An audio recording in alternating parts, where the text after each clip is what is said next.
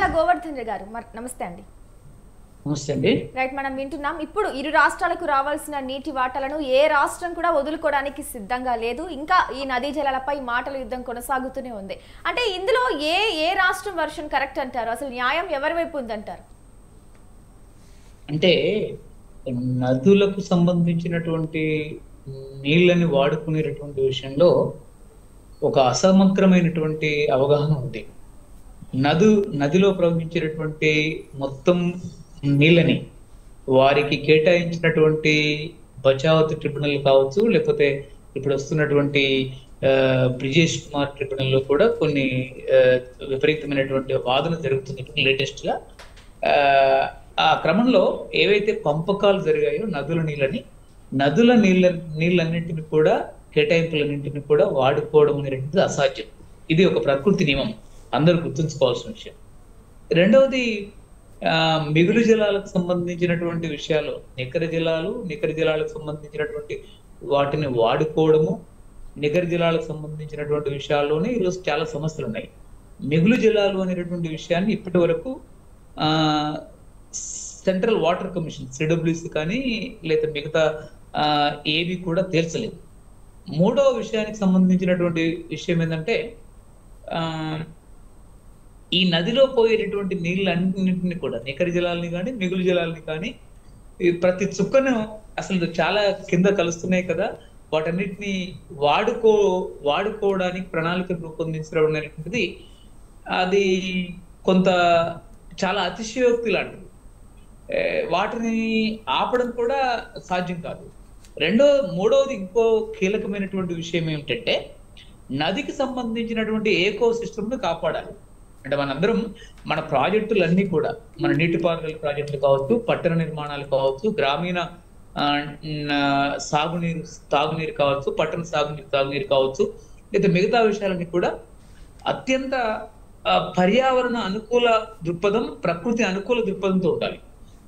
నాలుగవది అత్యంత కీలకమైనటువంటి మరో విషయం ఏంటంటే, తెలంగాణలో చంద్రశేఖరరావు కాళేశ్వరం ప్రాజెక్టు నిర్మించి ఎంత దుర్మార్గమైనటువంటి తప్పు చేశాడు. అంటే తుమ్మిడిహెట్టి ప్రాజెక్టు ఉన్నటువంటి దాంట్లో 90% సస్టైనబుల్. అంటే ఎక్కడి వరకు, తుమ్మిడిహెట్టి నుంచి ఎల్లంపల్లి ప్రాజెక్టు వరకు సుమారు 90% సస్టైనబుల్.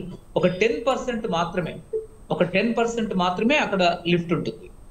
ఈ విధంగా ఒక భయంకరమైనటువంటి లిఫ్ట్ ప్రాజెక్టు పెట్టి అది అక్కడ గర్భ పరీక్షలు చేయకుండానే, భూ సాంకేతిక పరీక్షలు చేయకుండానే కూలిపోవడానికి మూడు బ్యారేజీలు కొలాప్స్ కావడానికి ఎలాంటి బాధ్యత. ఈరోజు ఈ తెలంగాణలో కాళేశ్వరం ఒక గుదిబండ, కాళేశ్వరం ఒక శనేశ్వరం, కాళేశ్వరం ఒక కులేశ్వరంగా చాలా మంది మాట్లాడుతున్నారు. ఇందులో ప్రారంభంలో ఈ శక్తివంతంగా ఈ సమస్యలను తీసుకురావడంలో మేము చాలా శక్తివంతంగా పనిచేస్తాం ఫ్రమ్ ద బిగినింగ్ నుంచి. ఈ రోజు ఆంధ్రప్రదేశ్ లో పోలవరం బనకచెర్ల అనేటువంటిది కూడా ఆంధ్రప్రదేశ్ కి ఒక కాళేశ్వరం లాంటిది. ఎందుకు అంటే, దయచేసి ఇక్కడ టీడీపీ నాయకులు కూడా ఉన్నారు కాబట్టి సావధానంగా వినాలి. మేడిగడ్డ నుంచి మల్లన్న సాగర్ 555 మీటర్ల ఎత్తు, మేడిగడ్డ నుంచి కొండపోచమ్మ, ఇది మన Gajwel farm house, CM Kalvakuntla Chandrashekar Rao farm house కి 624 మీటర్ల ఎత్తు.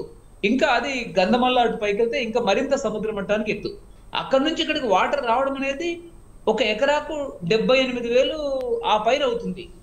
మొత్తం అన్ని ఖర్చులు కలిపి 1,50,000 రూపాయలు అవుతుంది ఒక ఎకరానికి, ఒక పంటకి. ఇప్పుడు ఈరోజు మీరు పోలవరం నుంచి బనకచెర్లకి, రాయలసీమకి నీళ్లు తీసుకెళ్లాలంటే సుమారు 400 నుంచి 450 మీటర్ల ఎత్తు తీసుకెళ్లాలండి. అనేక లిఫ్టులు పెట్టి తీసుకోవాలి. అసలు ఈ నీళ్లు అక్కడ రైతులకి నీళ్లు ఇవ్వడం, ఇంత ఖర్చు పెట్టి నీళ్ళు ఇవ్వడం సాధ్యమా? ఈరోజు మనం మాట్లాడుకునే సమయంలో మేము పనిచేస్తున్నటువంటి తెలంగాణ ప్రాంతంలో ఈరోజు కాళేశ్వరం ప్రాజెక్టు వల్ల అప్పులు ప్లస్ ప్రిన్సిపల్ అమౌంట్ కలిసి సుమారు 1,00,000 కోట్ల పైన కట్టాలండి. 1,00,000 కోట్ల పైన. ఇప్పటికే దాదాపు కొన్ని వేల కోట్ల రూపాయల డబ్బుని గవర్నమెంట్ చెల్లించుంది.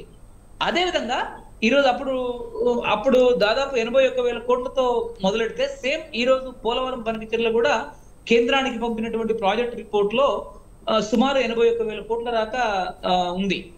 ఇవన్నీ మెగా ఇంజనీరింగ్ అండ్ ఇన్ఫ్రాస్ట్రక్చర్ కృష్ణారెడ్డిని, నవయుగ లాంటి కాంట్రాక్టర్లని, బడా కాంట్రాక్టర్లని, రాష్ట్ర ఖజానాని అప్పులు తెచ్చి రాష్ట్రాన్ని నాశనం చేసి ప్రజల్ని తుడిచిపెట్టడానికి, ప్రజల ఖజానాన్ని నాశనం చేయడానికి, ప్రజల భవిష్యత్తును నాశనం చేయడానికి తోడ్పడతాయి.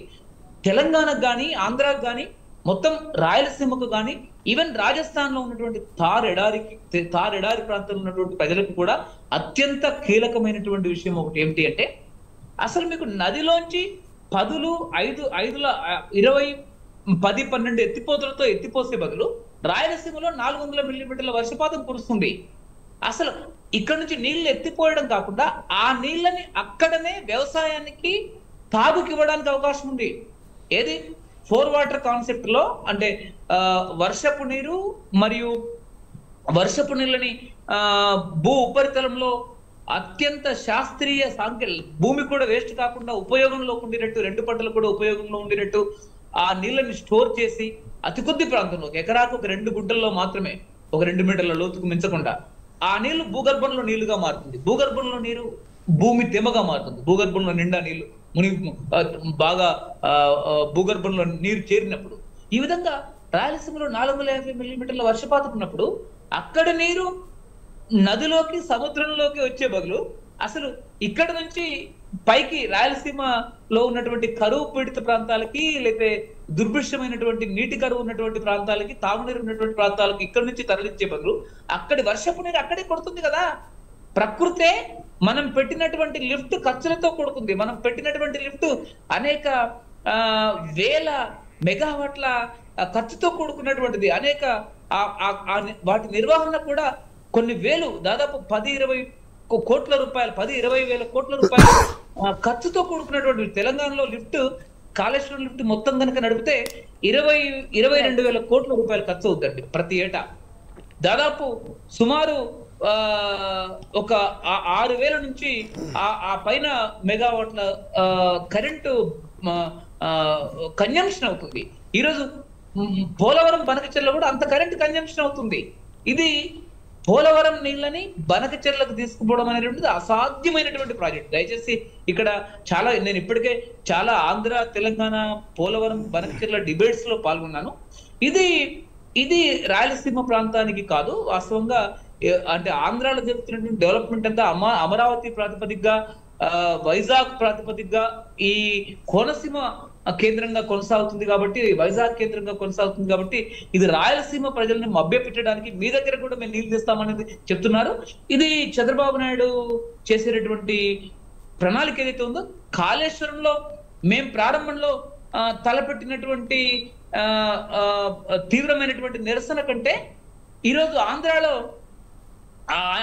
అనేక మంది ఆలోచన పరుల వేదిక నుంచి కానీ, రాయలసీమ నుంచి కానీ అనేక మంది ఈ ప్రాజెక్టును వ్యతిరేకిస్తున్నారు. ఉన్నటువంటి ప్రాజెక్టుల్లో ఏవైతే ఇదివరకు చేపట్టినటువంటి ప్రాజెక్టులు ఏవైతే ఉన్నాయో ఆ ప్రాజెక్టులను పూర్తి చేయడం సరైన విషయం. రెండవది, ఆంధ్ర ప్రాంతానికి అత్యంత అనువైనటువంటిది టి హనుమంతరావు. రాజమండ్రిలో పుట్టి ఉమ్మడి ఆంధ్రప్రదేశ్ కి ఇంజనీరింగ్ చీఫ్ గా పనిచేసినటువంటి టి హనుమంతరావు, ఆయనతోని దాదాపు చివరి జీవిత కాలంలో అనేక సంవత్సరాల పాటు మేము ఆయనతో పాటు కలిసి కాళేశ్వరం ప్రాజెక్టు పైన, తెలంగాణలో ఉన్నటువంటి అనేక ప్రాజెక్టుల పైన మేము పనిచేశాం.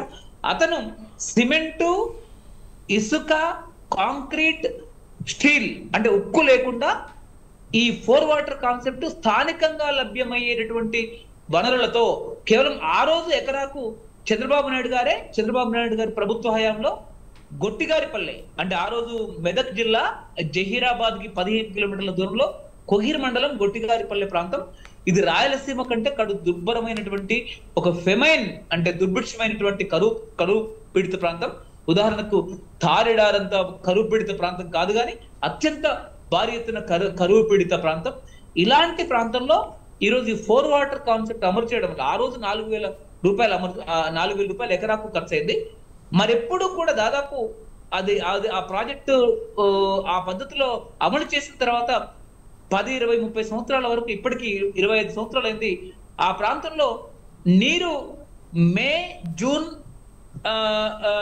జూలై మాసంలో, ఏప్రిల్ మాసంలో నీరంతా కూడా బావుల్లోంచి ఉబ్బికి వస్తుంది, కాలువల్లో, వాగుల్లో పారుతుంటుంది.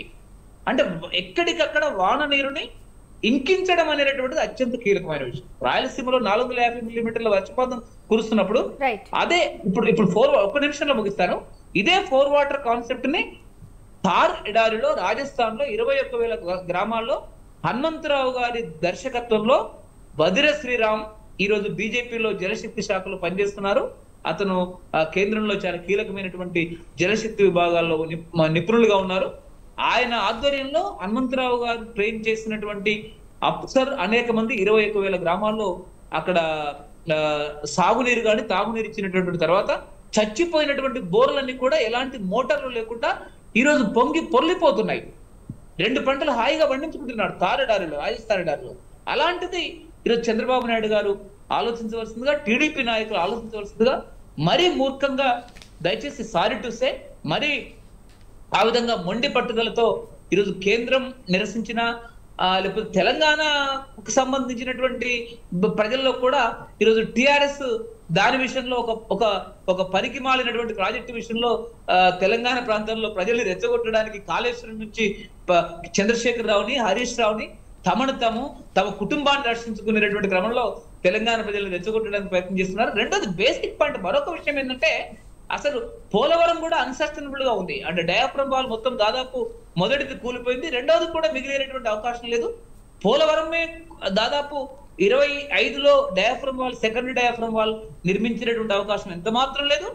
రెండవది పోలవరం ప్రాజెక్ట్ లో 192 టీఎంసీలు నిలిపేటటువంటి అవకాశం అక్కడ ఉండేటటువంటి భూ అంతర్గత భూమి యొక్క భౌతిక పరిస్థితి, అంతర్గత పరిస్థితిని పరిశీలించినప్పుడు దాదాపు 100 మీటర్ల లోతు వరకు కూడా అన్నారం మెడిగడ్డ, కాళేశ్వరం లాగానే అక్కడ కూడా శాండ్ బెడ్ ఉంది. అన్నారం మెడిగడ్డలో శాండ్ బెడ్ ఉంది, రాక్ బెడ్ లేదు. మా కేసీఆర్ కూడా దాన్ని పరిశీలించలేదు. అక్కడ కూడా ఇవేవి పరిశీలించకుండా కేంద్రం కానీ రాష్ట్రం కానీ అసలు పోలవరానికి భవిష్యత్తు లేనప్పుడు పోలవరం బనకచెర్లకు గురించి మాట్లాడుకోవడం అనేది చాలా అర్ధరహితమైన విషయం. అలాగేనండి గోవర్ధన్ గారు. అలాగే కార్తిక్ గారు, మీరు విన్నారు కదా ఇప్పుడు అంటే